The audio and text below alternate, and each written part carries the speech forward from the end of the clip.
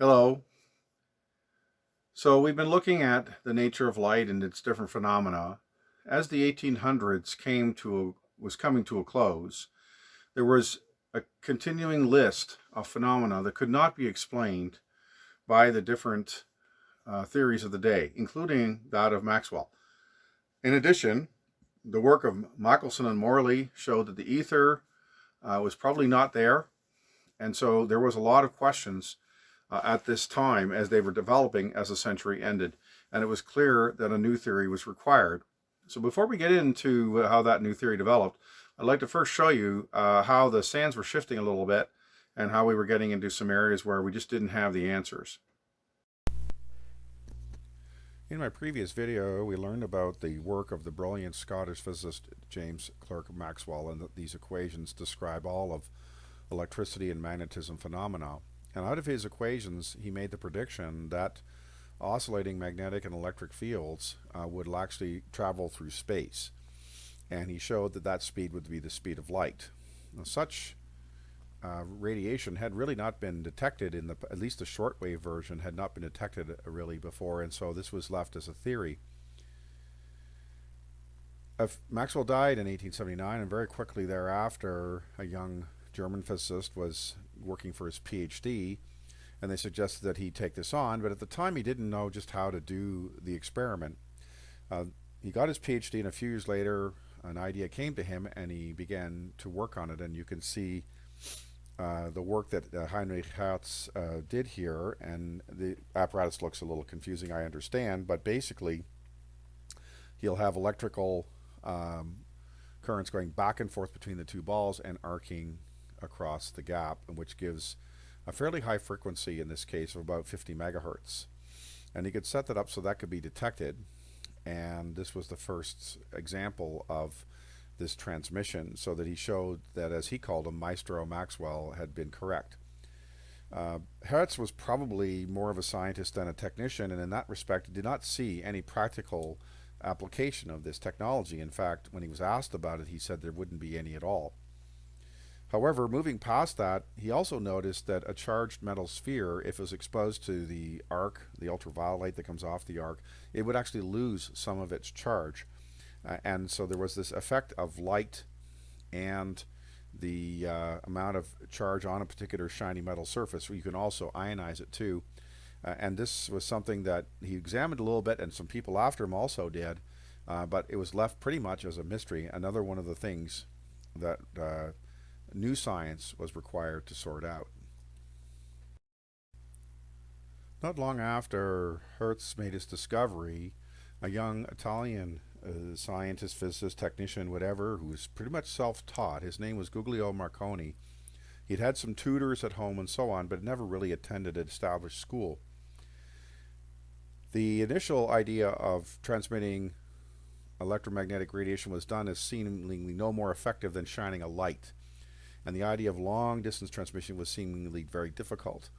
Marconi had a sense for this, and with the new research that Hertz had done, and some additional aspects to this, he began to get transmissions distances that were significantly longer, raising the antennas, using a ground stake, and so forth. Marconi then began to build technologies, even as a young boy, in his late 20s, early 20s sort of thing, still very young, and initially made radio transmissions within his own home, and then the following year outside, as his improved technology increased the distance. His famous example, of course, was in 1901, making a radio transmission across the entire Atlantic Ocean. Marconi was no scientist. He was a technological inventor, and very quickly recognized the potential for transmitting information over distance. Now, this was all still in Morse code at that time, but nevertheless, you could now transmit all kinds of information over distance without having the cables and the wires and all of the expense of that. So this was a big deal, and just the same today as we have computers. I mean, we always had our connection to the internet until a little while ago was always done through a cable, and now we have these wireless internet networks. And this is exactly the same mindset of about 100 years ago. And radio was originally called wireless right up until the 1930s compared to a cable type system. And so this really did help a lot because you would get rid of a lot of the enormous amount of wires that existed across some of the established areas, and this wireless communication made an enormous difference. I guess it would be remiss if I didn't throw in the Titanic. Titanic, of course, had a wireless setup that was part of the Marconi company, and the distress signals were sent from the Titanic on the wireless. And imagine for a moment if the radio antenna had not existed, the ship would have foundered.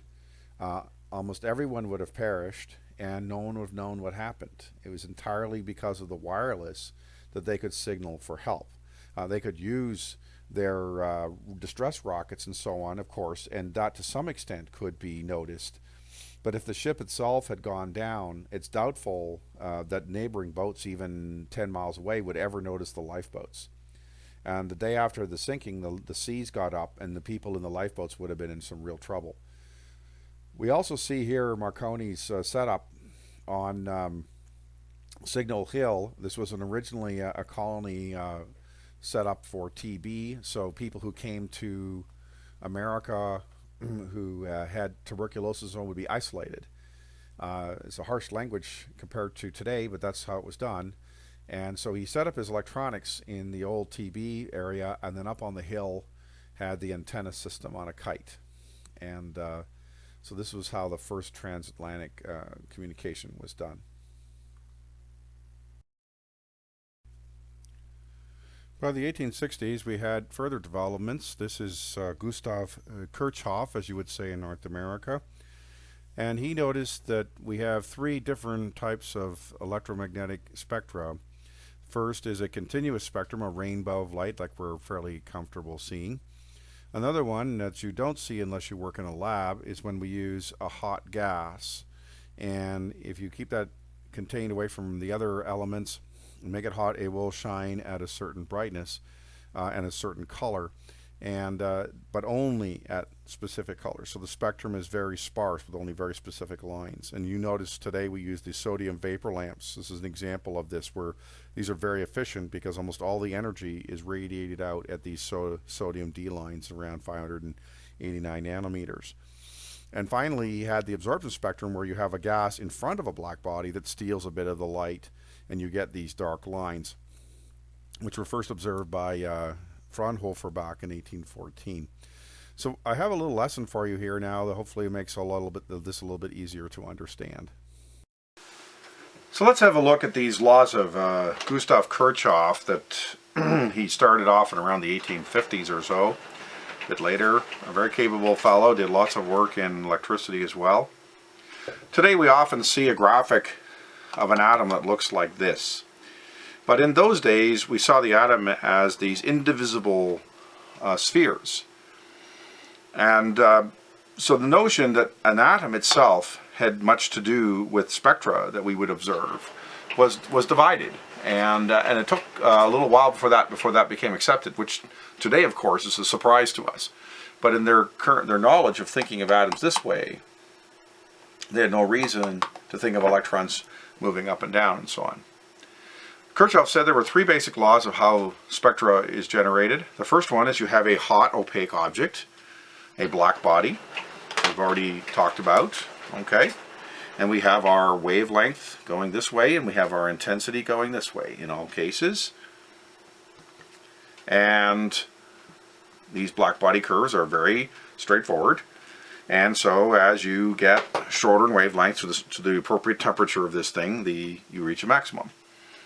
And it's a continuous spectrum. That's the main point to remember with a black body, is you have a continuous spectrum. And we see this with the sun. We might call that a rainbow. Okay, we see all the colors. The next thing you can do, which is typically done in a laboratory, is you can take a single hot gas, and often in the beginning it was hydrogen, this is so common.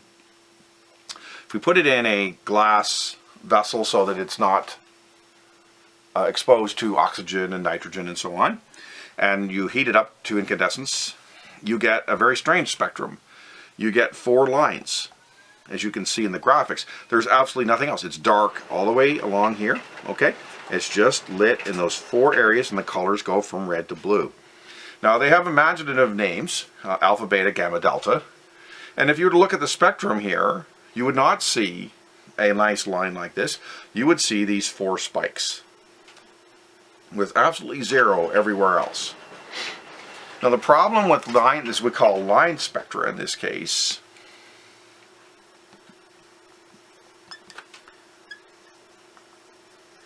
is that from a wave standpoint, from the world of Maxwell and so on, singularities like this are almost impossible to generate. So there seemed to be a problem with how this is done. Very discrete wavelengths and always the same. A third example was kind of a combination of the two. You have a black body and you have a gas between the black body and the detector. And what happens is the gas steals some of the light from the black body. So what you now have, I can't really draw it very well on the board here, but this is a full rainbow spectrum, and this hydrogen gas, we'll assume it's hydrogen, just to keep consistent, okay, will steal light in these 4 wavelengths, alpha, beta, gamma, delta. If we take a spectrum of this, the graph will see these drops, these notches in it, where this gas has absorbed some of the energy from this, okay, in the intervening and giving this dark line spectrum. Now, when you see a rainbow, even through a spectrum by happen chance with mirrors and so on, the dark lines are there. They're just too fine. The mirror prism system that you're using is simply not good enough to show them. They were found by Fraunhofer first to be visible on the sun's spectrum. And this was explained by Kirchhoff as he did this. And so that gives you the 3 principles. And then in many ways, these are still observations of what's going on. But the theory that we're working on has to then justify these things. And so this, especially this center one, was an absolute mystery well into the 20th century. Johann Balmer was a Swiss mathematician who, as a hobby, liked to look for obtuse relationships. Maybe something as simple, as silly as how tall you are and the number of letters in your name, or something silly like that. But he would look for these patterns. It was something he used to do for amusement. And well, anyhow, he was advised to work with this notion of the hydrogen spectrum and see if we could find a mathematical relationship between the wavelengths in some way or other to begin to better understand it. Remember that line spectra is very difficult to explain using the classical theory. So here's Balmer in older days, and we have the hydrogen spectra once again, just to remind you, these 4 bright lines, very imaginably labeled alpha, beta, gamma, delta. And the idea now was to find a mathematical relationship. The point is that his relationship, as you'll see in a minute, is not based on theory. It is based entirely on just playing with numbers and guesswork to obtain this relationship, which it took another 30 years to show its substance. So let's have a quick look at this just to see what's going on here, because you'll see different forms of this and just how it kind of worked. So once again, we have the spectrum, the wavelength of the light that we observe, the red end, the blue end. This is the hydrogen alpha line, beta, gamma, and delta. And we're going from red, orange, green, blue. And we could number them 1, 2, 3, 4, but Balmer had come up with this empirical equation where he took a constant and he multiplied it by this factor being n, where n had to be 3, 4, 5, and 6. So in other words, we had to shift ahead the number we use for these different wavelengths to a number greater than 2. So let's take an example here. If we take the red line here, it's in the reddish end of the spectrum. If we say, okay, let's put 3 in here, we get 9 divided by 9 minus 4. So 9 over 5 times 364 will give us about 655, 656, depending on if you take the decimal with you. And that's exactly the wavelength of the hydrogen alpha line. if we were to take the other end for fun, take this delta line, then we would have 16 minus, I'm sorry, I misspoke. We have 36. So 36 here minus 36 divided minus 4 is going to be 36 over 32. Times this will give you about 410, which is the wavelength of the delta line. Now the point is that no one knew why it worked. And that's the what made it very interesting, and which is why there was a compelling case that we needed some new physics. Now sometimes you'll see this equation expressed in a different way, and I thought I'd just show that to you. If we take this denominator and flip it over, we can take the difference of squares here, okay? And if we divide not by n squared so much, but by 4n squared, okay? Just because it works. So we're going to take half of that, the root of that here, the root of that here, and do this, and we flip it over and do the math. And what we find is that you get this relationship. And if we multiply by the 4 here, that will count over dividing by the 4 in here. And when you get this form, which is what you typically see of what we call a Balmer's equation, or ultimately Bohr's equation, and the Rydberg-Ritz equation. And there was this intermediate step where Ritz, and of course they found that you could modify this, change this number to some other atom, change these numbers, and you could actually predict spectra from a lot of them. The point, of course, of all of this was they didn't know why it worked until the advent of the work of Niels Bohr, which we'll get to a bit later. One of the problems with line spectra, these bright lines at very specific wavelengths and nothing else, is that we model radiation through Maxwell's ideas at this time, and these are continuous waveforms. And mathematically it is extremely difficult to turn this continuous waveform, y equals sine x or whatever, into a pulse type waveform. And so this was one of those other problems at this time that they just didn't have an immediate answer for. And you have to add the reality that we certainly didn't understand the atom. So the whole idea of an atom was simply this indivisible round ball. And the idea that spectra had nothing to do with that. And of course today that would be a strange perspective, but in those days that was how it was. And so this was another one of the things that clearly required more advanced extra physics.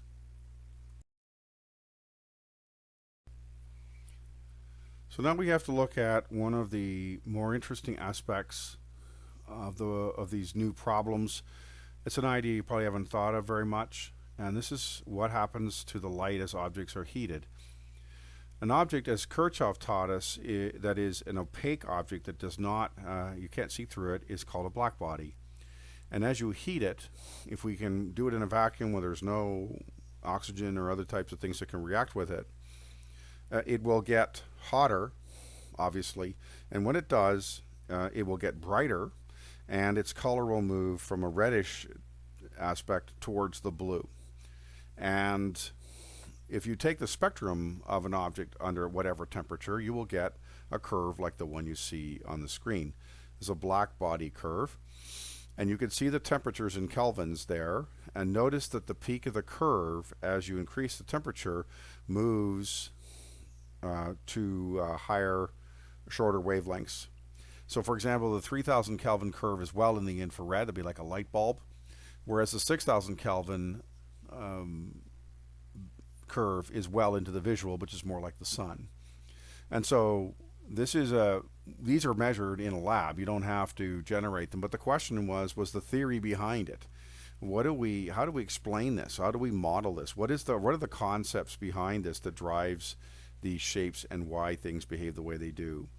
And that was also one, as you can see here, with two theories that competed, one dealing with the lower energy side, the Rayleigh-Jeans law, and the other dealing with the more energetic side, neither of which were modeling the curve in any meaningfully perfect way, and certainly led everyone to think that maybe we needed to do some more learning on this. And this is, of course, why new physics was certainly required in this area as well. So we're getting through a lot of different new ideas, and it's not just one problem, but there are many problems with our understanding of basic physics at this time, even with the work of all those brilliant people we've met before.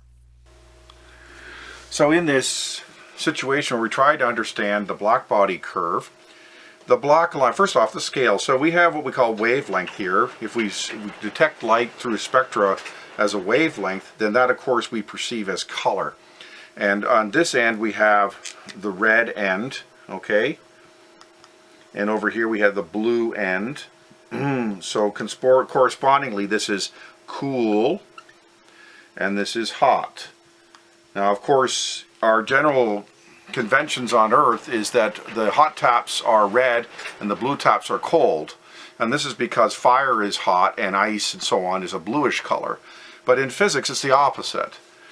So the joke is, if you go into the home of a physicist or an astrophysicist, the taps colors are reversed. Nevertheless, the black line here, if we take an object and heat it in a vacuum, the spectral response will be the following. So we take each wavelength in order using a spectrograph and find out how bright it is at each wavelength. Okay? And you make a graph of it. You might have seen it as a rainbow, and I understand that, but scientists don't do spectra as rainbows. We look at them as graphs. We want to know how bright a particular object is shining at a particular color. Is it brighter in the reds than the yellows or the blues, and so on, and this is indicative, therefore, of its temperature. Now, the theories as the 1800s came to an end were regrettably not accurate just yet, but they were getting there. And the Rayleigh-Jeans law did the cooler end of the spectrum reasonably well until you got into the visual, and then it took off up into the stratosphere. And so you can see in the blue line here, there's a big gap between the predicted theory and the measured spectrum that we actually find in the laboratory, which we've been able to do for a while. And so this gap is the failure of the theorem, right? Is a measure, if you will, of the Rayleigh-Jeans law error. Okay. And so then, in a bit of whimsy, I believe, it was known as the UV catastrophe. Now, I guess we can look at this in different ways. We could say, well, if the real world worked this way, there'd be so much ultraviolet light that the surface of the Earth would look like Mars, or worse. Or we can simply call it the UV catastrophe in the sense of this particular theorem, that this is where this theorem fails. But either way, this is what it was called. And it was clear by the 1800s, as they ended, that we needed a better way to describe this curve, that our understanding of it at the base level was wanting. An experiment you can try to model the idea of a black body, which is difficult to do because of the temperatures involved. But what we're saying is that when an object gets hotter, it moves from red towards blue in the spectrum, and it gets brighter. So the easiest thing for us to do in our homes would be to do this basic experiment. Now, it's only going to show us a small part of the curve. So if we take a standard black body curve like so, and we've got, this here, we're only going to be sitting in this little part of the curve because the temperatures get too high. But it gives you at least an idea of the situation. So what you can do is you turn out all the lights in your home, apartment, whatever it is, assuming you have an electric stove. And you sit in the room without your phone, no light, okay, especially not any light that's not red. And whatever there is has to be dim. Let your eyes adjust for about a half an hour. The first 10 minutes, your pupils adjust, but the last little while there's chemical changes in your eye that make you more sensitive to the dark. Go over to the stove and turn on the stove to the first setting. Take one of the elements, whichever one, the biggest one perhaps. Turn it to the first setting and wait a couple of minutes. and you can carefully put your hand above it and feel that there's warmth there. And in this gloom, see if you can see any glow of red. The dimmest possible dull red glow that you could ever perceive, that you would never see in a lit room. You wait a minute or two. If that doesn't record what you notice and so on, then turn the temperature setting on the stove element to 2, and then to 3.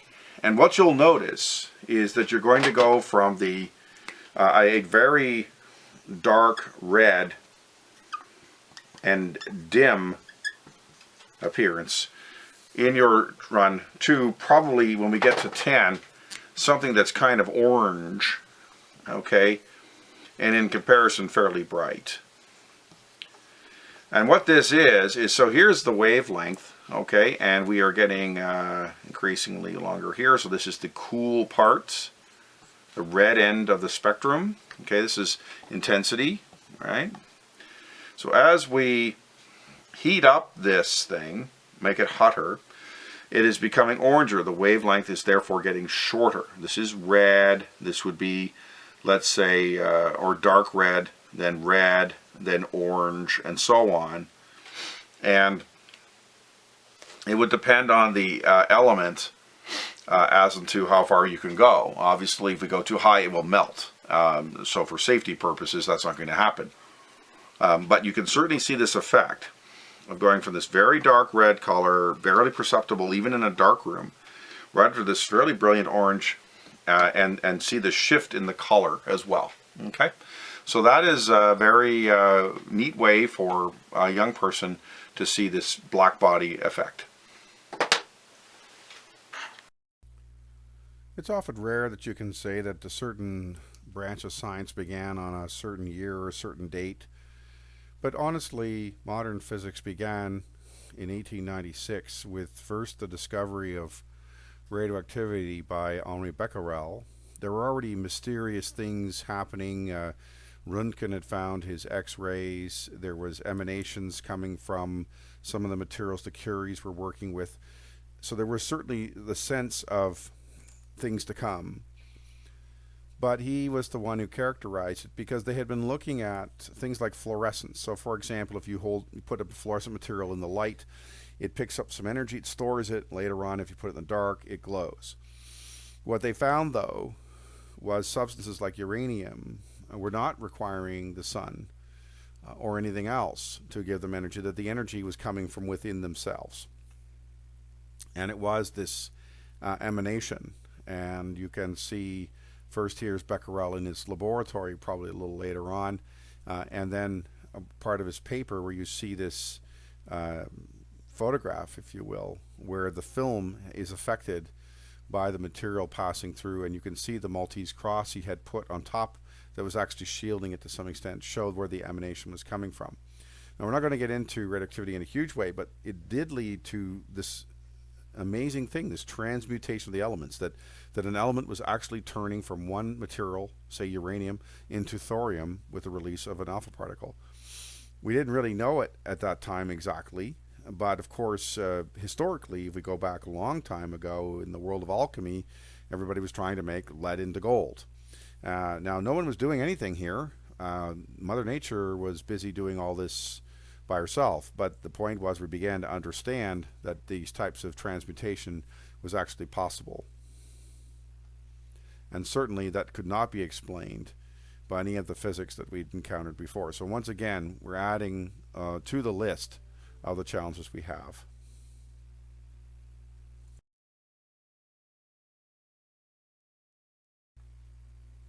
So the final player in our story today is Joseph John Thompson, often known as JJ. He was born in 1856 and was found to be very quickly a prodigy, especially in the area of mathematics, to the point that he actually attended Owens College, which later became University of Manchester, when he was only 14 years old. Now, he was ultimately going to be an engineering apprentice. That didn't happen when his father passed away, and he ended up at Trinity College in 1876, graduating in 1880 and beyond with his master's. He was, like Maxwell, second wrangler, and noted well in the area for his skill in mathematics. In 1884, um,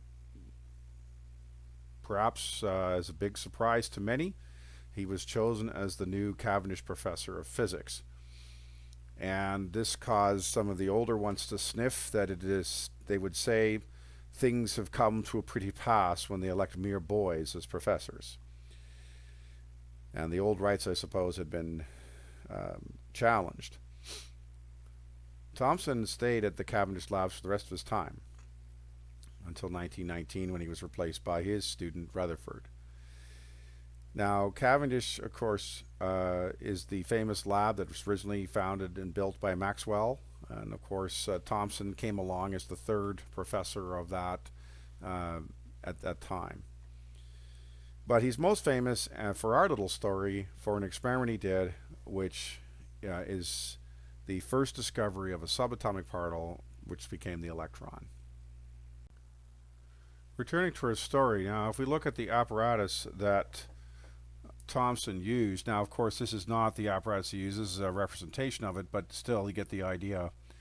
So first on the left hand side we have a coil. We have a hot filament, a wire that's red hot, and in the current understanding this is going to boil some electrons off.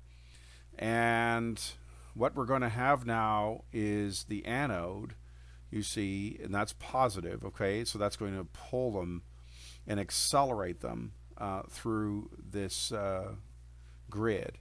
And the off is just meant for collimation purposes. And the idea is to get a straight beam of electrons heading for the phosphorescent screen. So if you look at the screen, for the briefest instant when an electron hits the screen, you get a bit of a glow.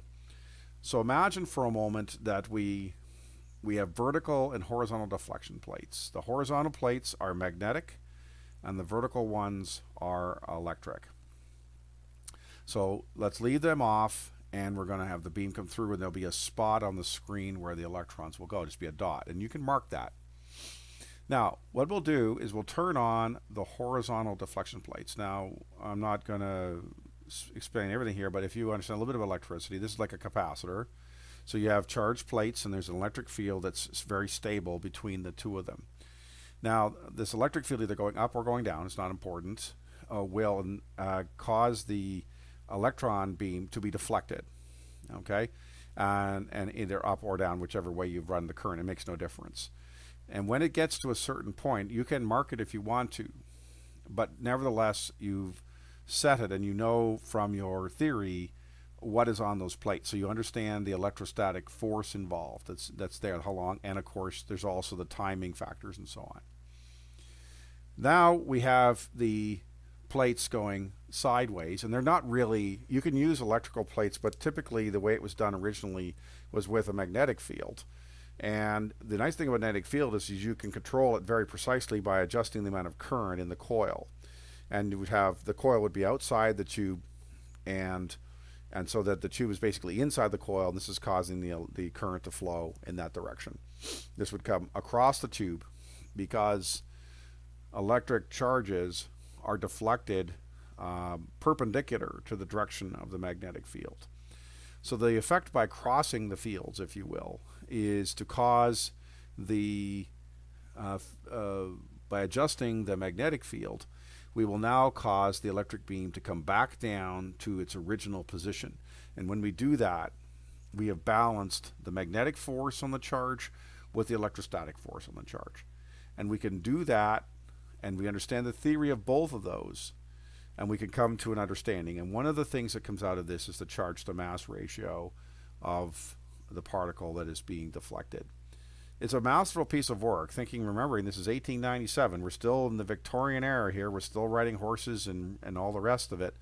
And yet we're discovering a particle that is unimaginably small. Now this was arguably his best piece of work. Thompson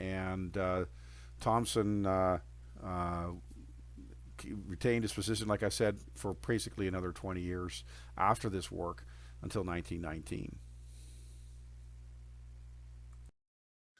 Now there you have a fair story of the situation as it was developing at the end of the 1800s. And we had a number of things. You know, we had line spectra, photoelectric effect, which came out of nowhere and had no explanation.